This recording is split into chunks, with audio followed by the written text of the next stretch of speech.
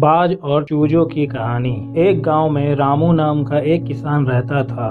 एक बार उसे अपने खेतों में काम करते हुए कहीं से बाज का एक अंडा मिला। उसने वह अंडा मुर्गी के अंडे के साथ रख दिया।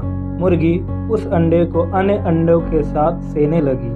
कुछ दिनों में मुर्गी के अंडे में से चूजे निकल आए और बाज के अंडे में से बाज का बच्चा चूजों के साथ पलने लगा। वह चूजों के साथ खाता पीता खेलता इधर उधर फुदकता बड़ा होने लगा। चूजों के साथ रहते हुए उसे कभी एहसास ही नहीं हुआ कि वह चूजा नहीं बल्कि बाज है। वह खुद को चूजा ही समझता था और हर काम उन्हीं की तरह करता था। जब उड़ने की बारी आई तो अन्य चूजों की देखा देखी वह भी थोड़ी ही ऊंचाई तक उड़ा और फिर वापस जमीन पर आ गया। उसका भी ऊंचा उड़ने का मन करता, लेकिन जब वह सबको थोड़ी ही ऊंचाई तक उड़ता देखता तो वह भी उतनी ही ऊंचाई तक उड़ता।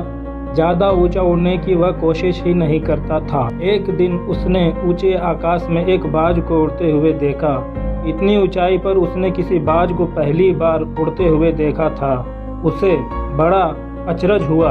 उसने चूजों से पूछा, वो कौन है भाई जो इतनी ऊंचाई पर उड़ रहा है? चूजे बोले, वो पक्षियों का राजा बाज है। वह आकाश में सबसे ज्यादा ऊंचाई पर उड़ता है। कोई दूसरा पक्षी उसकी बराबरी नहीं कर सकता।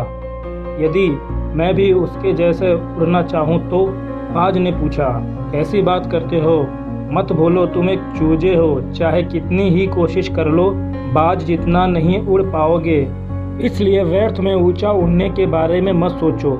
जितना उड़ सकते हो उतने में ही खुश रहो। चूजे बोले। बाज ने यह बात मान ली और कभी ऊंचा उड़ने की कोशिश ही नहीं की।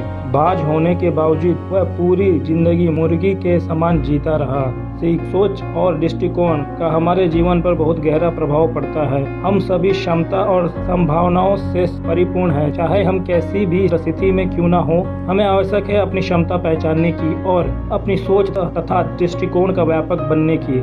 हम स्वयं को चूजे समझेंगे तो चूजा ही बनेंगे और बाज समझेंगे तो बाज बनेंगे। खुद को कम ना समझें, अपनी क्षमता को सीमित ना करें, बाज बने और जीवन में ऊंची उड़ान भरें।